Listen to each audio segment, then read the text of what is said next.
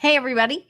It's just me today. It's a rapid recharge, and I'm going to talk to you about my client questionnaires. And we're going to chat a little bit about some of the questions that you should ask and that you should cover. And these aren't necessarily interview questions for you going on an interview, but for a job. But really, it is every time you meet with a freelance customer, you're going on an interview, because sometimes they're going to keep you and have you as a long-term designer. So again, you get to see the full messiness. I've got lots of projects to grade back there. So hopefully you guys can hear me okay. And this is where I normally sit. So I have other things that I look at, and usually I don't show you the mess. But again, this is a rapid recharge. So if you want to come on screen and ask a question, you're welcome to do that. You can easily do that by clicking over there and raising your hand. So I think you can hit a request in the room tab over there in the chat. But there were a couple polls, I think, that I had created. And one thing I wanted to ask, that I wanted to start, was how long is your average initial meeting with a new client? Is it less than an hour, about an hour, between 1 and 2 hours, or is it over 2 hours? And again, these are for maybe a new project or a new client, completely new client. And I would love to know. So most people, it looks like it's about an hour. Sometimes mine run over an hour for sure, but definitely not over 2 hours. It's a little too long, I think. But it really is. It's a way to meet and interact for the first time. And hopefully you've done a little bit of research, and we're going to get into that in a second. I'm going to ask the next question now. So let's see. I like these polls. I think they're fun to do, but all right. Well, maybe we'll do that one in a second. Okay. So I'm going to share my screen instead of using two screens. So I'm going to share my screen. I'm going to go through my slides really quick, and then we're going to dig in and talk about a couple other things that are connected and do these polls, because they're fun to do polls. All right. Let's see if I can share my screen here. All right. Well, that's not what you want to see, but maybe this is. Okay, so this is about asking the right questions, and it didn't look good to have an apostrophe and an S. So really it's about asking all the right questions, but here we go. So when would I ask these questions? And I'm going to give you a bunch of questions that I actually use and I ask with new clients. And there are two different times. One at the beginning of a new project with an old client, or if a client is going through a restructuring, or if they've decided they want to rebrand. That's a great time to ask these questions, because clearly they're changing up. Maybe there's been change in the infrastructure, or who's leading the company, anything like that, plus obviously a new client that you don't know. But those are all good times to ask these questions. Your first initial meeting, or at the beginning of a new project, again, you want to ensure that you are understanding what results they're expecting and what they're hoping to get out of your project and the design work that you're doing. And anytime you meet with somebody, you have less than 30 seconds to make an impression. So I always think you should take one of Amy Cuddy's power position poses before or during the meeting to show confidence, so you will exude the feeling of trust with your potential client. And I'm going to show you what those power poses are in just a second. The more you're prepared for the meeting, the more your clients will trust you. That means you want to make sure you've done your research. Because of that research, that you know what you've read their blog, or you've gone back and seen what they've been posting, or what they've been sharing, or what kind of clients they've been, what kind of customers they have. Also, you've looked at maybe if it's a local company, you've looked to see what their Google reviews are. Because of this, it's going to open, they hopefully will open up to you and be honest about where they are, and that should say, and what their goals are. Because if they have to teach you everything, they're not going to be very open. They're going to be in teacher mode. But if they already know that you understand who they are, and you've done your investigation, they're actually able to kind of break down those walls, I've found a little bit easier. So I have different questionnaires for different needs and services. So here's some of the things that I normally do. Logos or branding, websites, collateral pieces, marketing and branding, and then advertising. But there are certain questions that I ask everyone, and those are the ones that we're going to go over today. I think it's best to know about the goals of the company. So that's a question I always ask. The goals of the company and the goals of the project.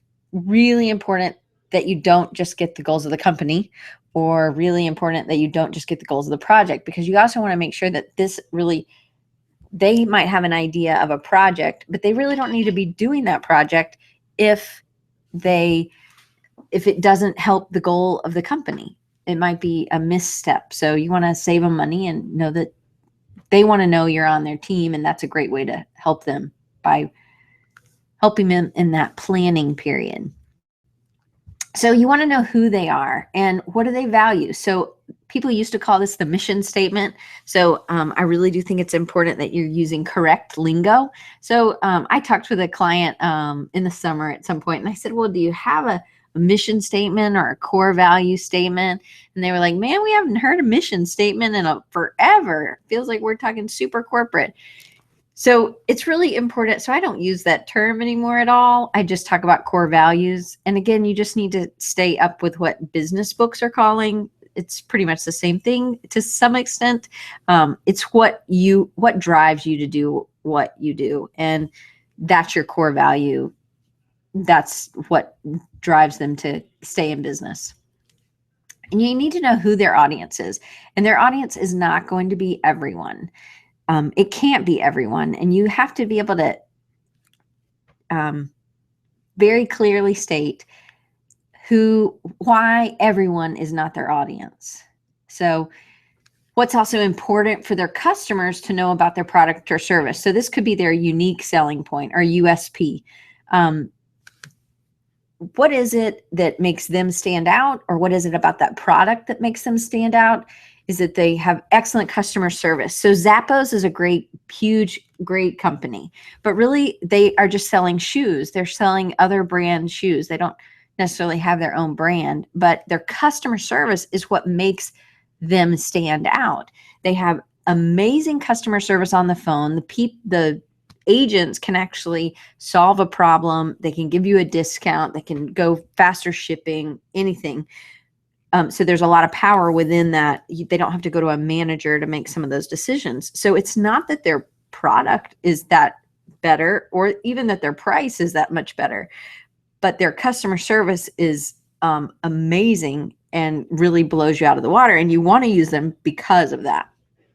And what's the problem you're solving for the customer? So let's just stay with Zappos for a second. If I bought shoes, these aren't shoes I'm trying on and then going to just take back, or I'm going to try them on at the store. I actually have to be able to try them on at my house, and then hopefully I'll be able to send them back if they don't fit. You can actually buy a whole bunch and then send back the ones you don't want, and they have no problem with that. No problem at all. They will pay for the shipping even. If there's a change, you need a change in size, they'll also do that. They will expedite the shipping.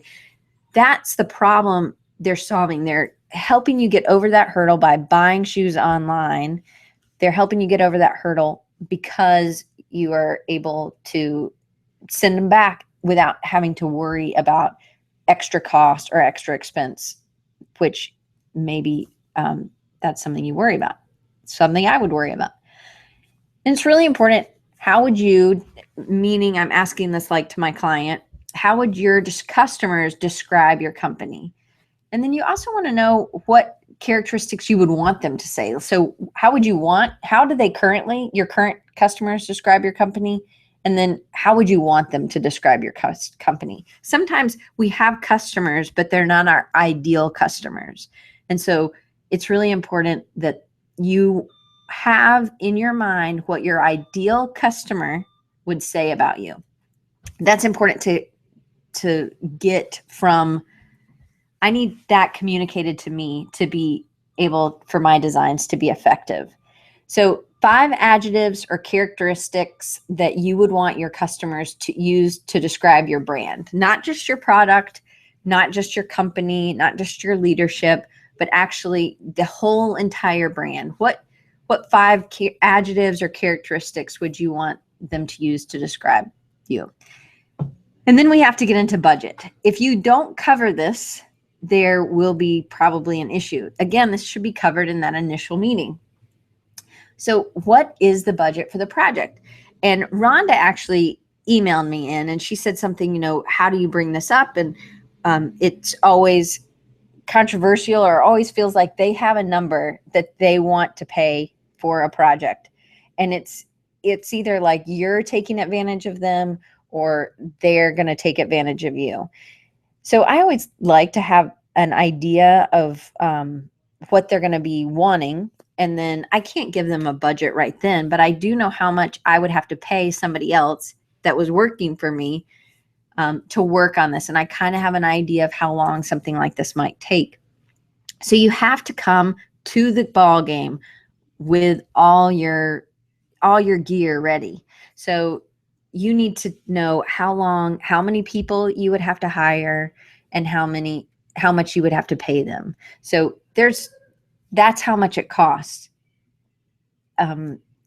It's not a made up number that we're just, pie in the sky kind of thing. You have to tell them why and list it out if you need to. I think that helps us not feel like they're taking advantage of us and not that we're taking advantage of them. Sometimes in a quote or a bid, I will actually list out everything that we're going to be doing and then say, and I'm going to give you this, this, and this just as a bonus. So I think budget's really important to get up front. And also with that budget, you need to know what their timeline is. Do they have a realistic time frame for the completion of the project? They want a logo next week? Probably not going to happen in the budget that they're proposing, possibly. All right, so that's. Let me see if I can exit out and get back on the screen thing for you.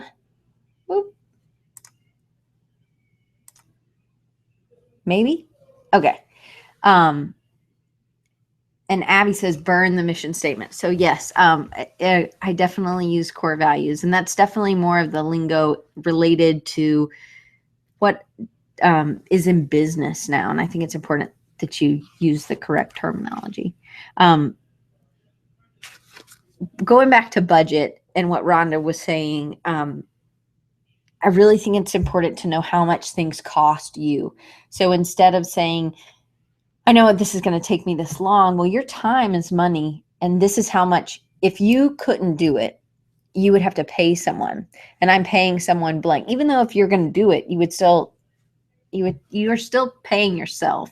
It's not a made up price. And I do use the My Price app. I think sometimes it's definitely way more expensive than it's saying that I would charge more than what I normally would charge, but it takes into account how many revisions, how many options you're giving them from the beginning. It goes into a lot. So I really like that app. And I think it was like $5 or $7 or something. It wasn't very much, but it's an app for the iPhone called My Price. A couple other things that I think are great tools. I love this book by Robin Landa. It's called Build Your Own Brand. And it's actually for you with branding. But when I was reading this book, I interviewed Robin and I got a ton out of it. And it's like got these prompts. And so there's lots of stuff in there for you to go and write stuff out. And of course, I've never done it because I actually use this for with clients. But I do write this stuff down on other pieces of paper. But I also really like this. So with a project that was maybe an ad or a collateral piece, I love this one. She talks about the takeaway. So what's the takeaway you want people to have after meeting you or after incorporating or interacting with your brand? I would rephrase that, right, to be about my customer and about my client. But I think the takeaway is really important, especially with the collateral piece, because again, you don't what are you trying to get? Are you trying to get them to go to the website? Are you trying to get them to get more information? Are you trying to get them to buy a product? Who knows? A couple other questions I think are really good. And it's something that I do that really helps me to get a feel for what they want. Most people, I go through this and I don't have to go to a mood board or do another step. Sometimes I have to, but it's kind of a checkpoint for me. And I do ask a lot of questions, and I think most people really like that because I'm really trying to get in and dig down. And one of the questions is a series of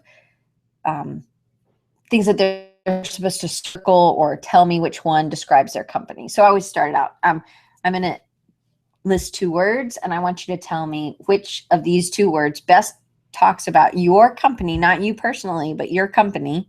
And then I actually have a check in here because there's a bunch of ones that are sort of the same, but if they answered one way, I should kind of have an idea. And this is sort of towards the end of the interview. So I get an idea of what their, the feel of the piece should be. So, and again, this is about the feeling or the what best describes their company. And if I tell them, if you feel like the question is not applicable, then just skip to the next one.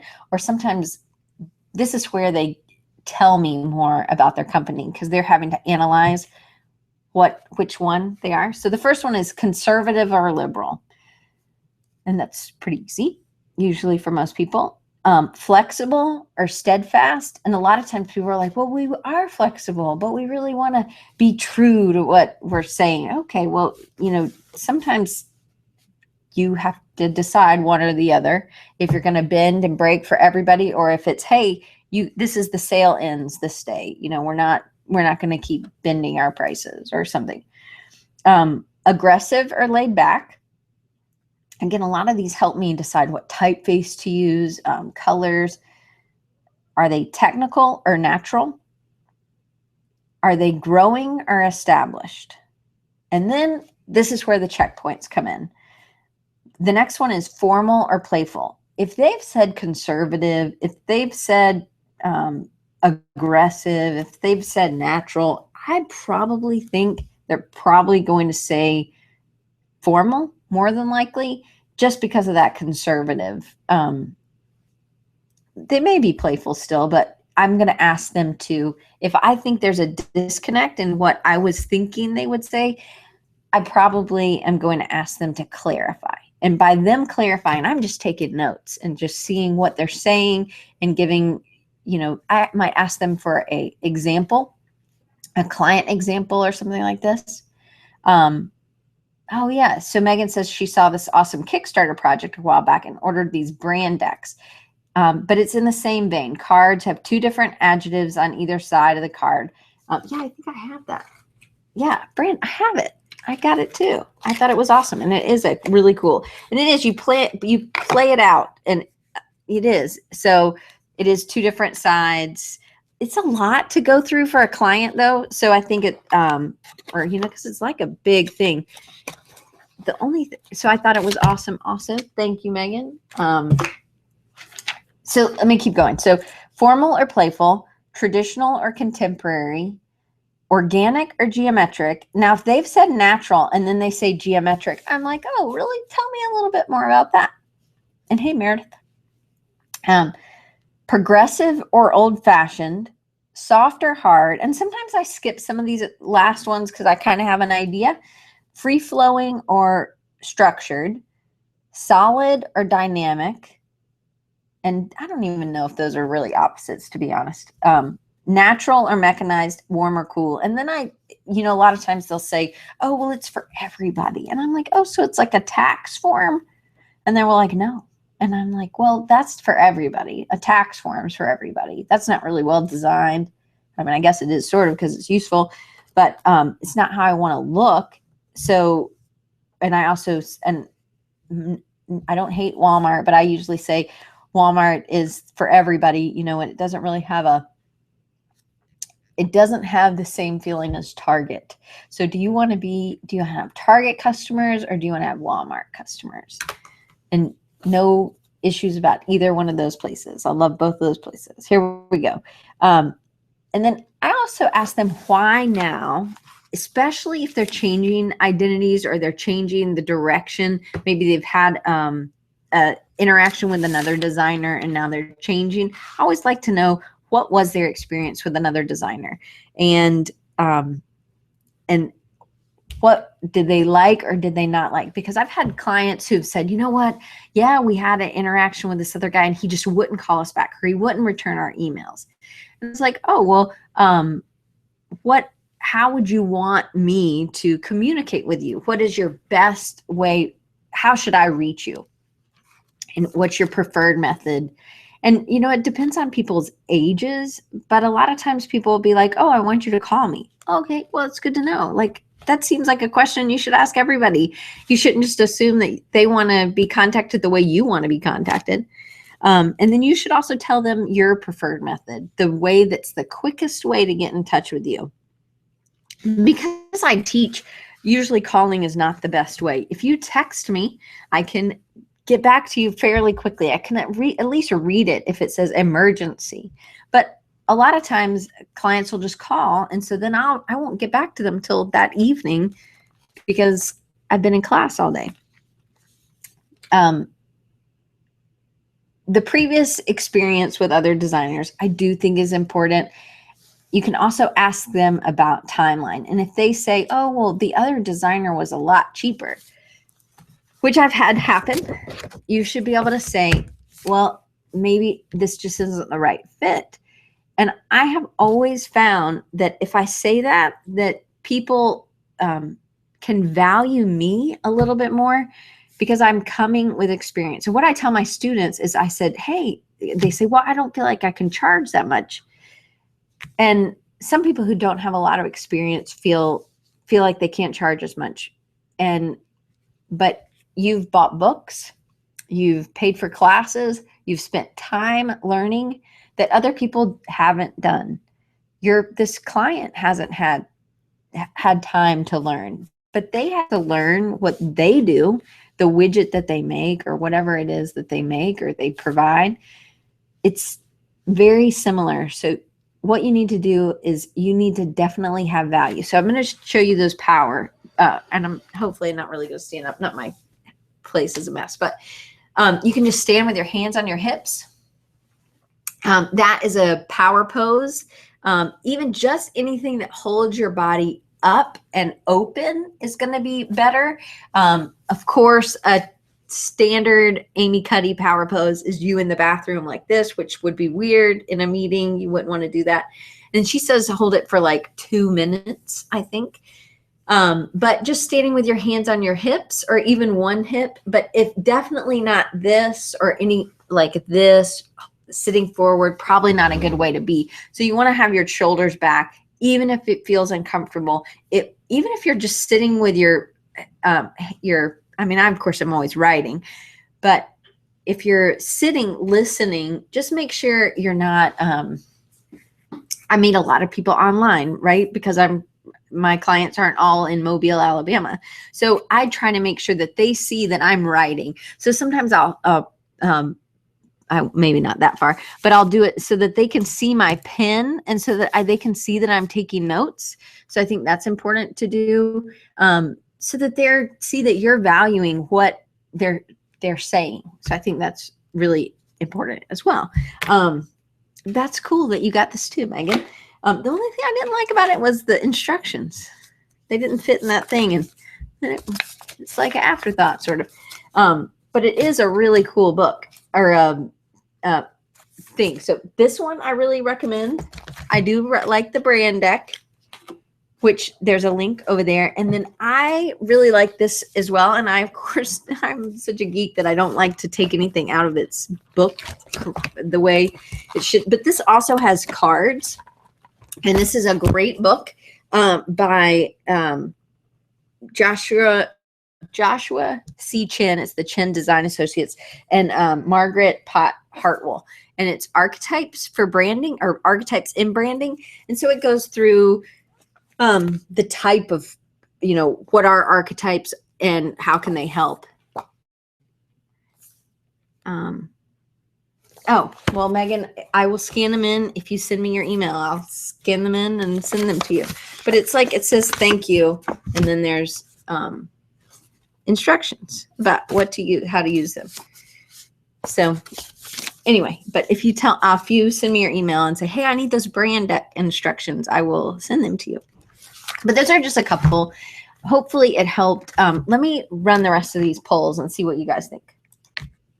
All right. Do you regularly sit down to reevaluate a client's long-term goals?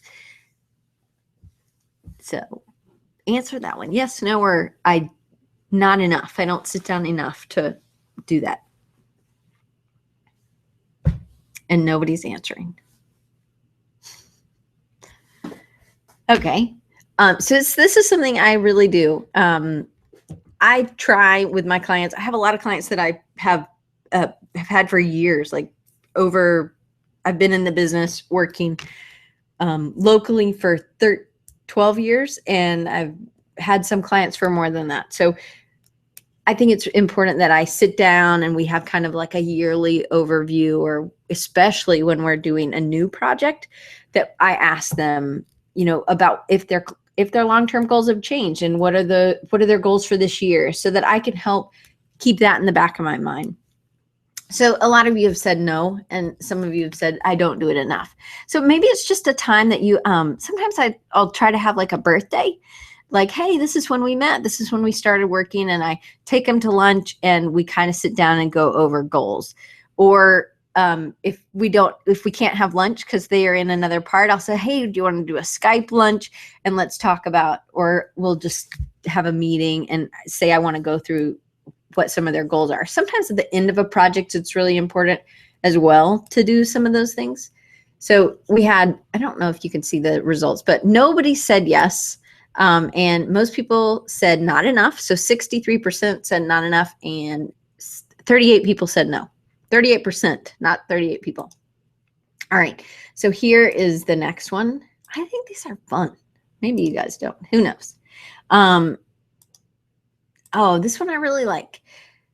All right. It says, I usually sit down after a project with a client and evaluate the effectiveness of a campaign or a project. Yes, always, frequently, but not every time, rarely, but sometimes, and no, never.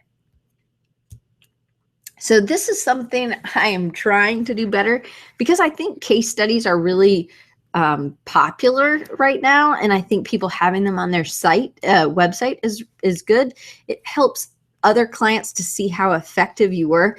Instead of just winning a design award, I actually think the case studies are more relevant for people trying to grow their business.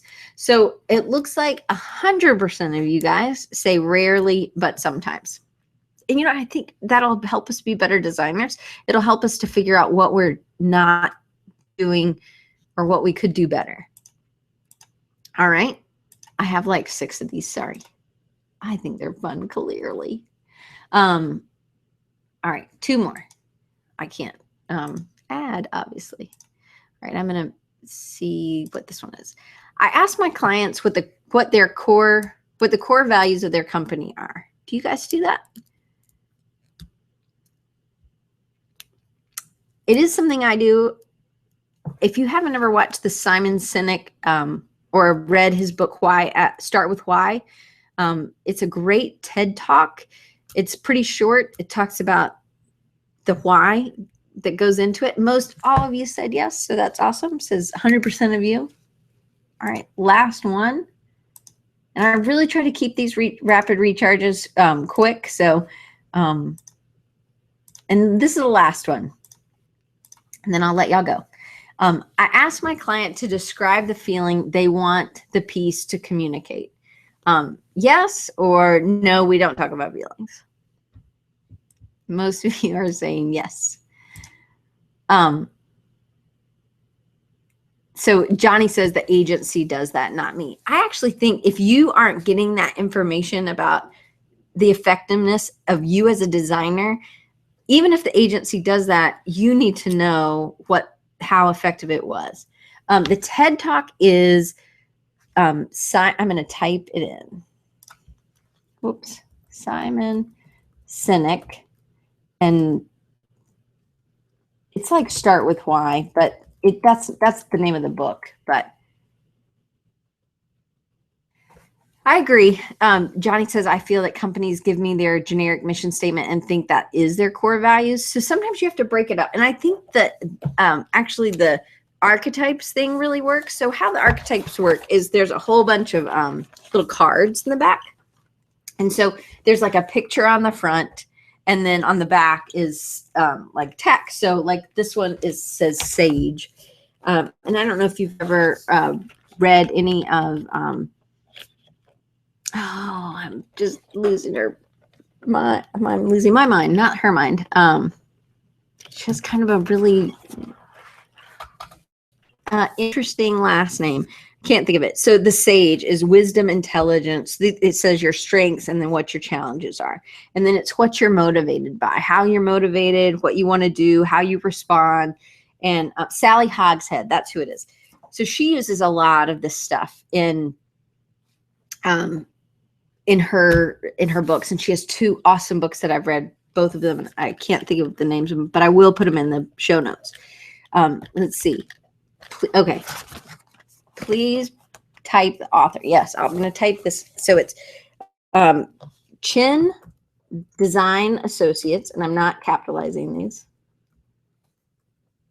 is the name, and it's Joshua. Did I misspell his name? No. And Margaret. Oops, I did misspell her name. This is more interactive again. It's kind of like the brand deck thing that, but it's different. But Sally Hoghead is a really good one. And she has a thing that you take. And I'm pretty sure Johnny, me and you have both done this. How the World Sees You. Yeah. And there's like a panel, and she gives you a whole bunch of information about the type of, she does like passions and desires, and they come together, and it's what you answer a few questions. She talks about that. So let me read Josh's. Josh says, I work at an agency, and we believe in the full design team, 4 to 5 people max. Meet with the client or really get the feeling of the client. One designer could feel a certain way that others might not. So I definitely agree. It's critical that you have all of the stakeholders, all the people who are going to be decision makers in that meeting. If they can't all meet, then they need to decide on one person. And David Breyer really talks about this, and I've had him on the show like 3 times. He talks about how he doesn't meet with a committee. He has one person, and that one person is going to have to sell it to the rest of the people. So they choose that person. Really important. That's an important choice of who they're choosing. Let's see. Oh, when I did archetypes and branding, I think you got that one. Let's see if Johnny also says, asking for core values, that usually becomes a discussion that might be the first paid job. Yeah, absolutely. Yes. Point of view changes with the viewer for sure. And I think, I'm kind of a one person shop. I have people who contract out with me, but that's why it is important to make sure that you have a team that you can come back to, that you can throw ideas around. And sometimes if it's not clear, I will do a mood board. I'll show them my sketches to see if I'm on the right track. If I don't feel, I'm very intuitive, so I usually get a good feel. I also try my best to always do a face-to-face, even if it's just like this, Skype or something, because I think it's really important that I see their face and how they're reacting, and they see my face. So I don't think you have to be in the same room or the same location at all, because I'd say most of my clients aren't here. But it is to meet with them, when you can in person. But try to do a Skype. And I've sent people cameras if they didn't have a camera. I mean, I can't pay for their internet access, but I can buy them a little camera, you know. Anyway, guys, thank you for typing in the chat. Okay, Johnny says he's mentors in a team of designers when I work on side projects that are solo. Yeah, I think you have to. I think if you're not connecting with other designers, you're going to do it in a whole, and the feedback you might end up making something that isn't going to work. So it's about getting feedback regularly. And it's also if people have energy on it. If the person that's at the company isn't energetic about it, they're not going to be able to sell it. So you need to get something that they will be able to get people on their team. And I think that's a really important part. And we're going to talk about that. I think next month, maybe we talk about how to sell it, how to sell the idea. Yes. And Johnny says he has a hard time being honest with my work when he's in creation mode. Yeah. I think a lot of us have that issue. Sometimes we're just too close to it and we can't see. We could see it in somebody else's work, but we can't see it in our own. So anyway, thanks guys for coming to the Rapid Recharge. Today is my sister's birthday. I know last week was my mom's. That's it. That's the rest of our birthdays in October. But so happy birthday, Vicki. And I hope you have a great day. And so I hope you all have a great my sister's birthday. And I will see you not next week because I'm at a conference talking about your superpower. And then I will be back with Derek Friday. And I am super excited to have him on because this is the 28th of October. He's an environmental designer. He's a designer branding. So, but he does it with in complete environments at times, or he's worked in Germany and Istanbul. He's all over. So it's going to be really nice. And he lives in Colorado. So I've always liked to go back to my Colorado home, I guess. So I'm excited to have him on. I will not see you next week because I'll be at a conference, but I hope you guys have an awesome week. And if you didn't get your Creative South tickets, I know that they will be coming soon. Great. Hey, thanks, Kevin. And I hope, Kevin, I'll get to see you at Creative South again this year. So, and Megan, me and you send me an email and I'll send you the directions. Okay. Bye, y'all. Oh, and if you want to get in touch with me, Diane at rechargingyou.com or Diane at designrecharge.org.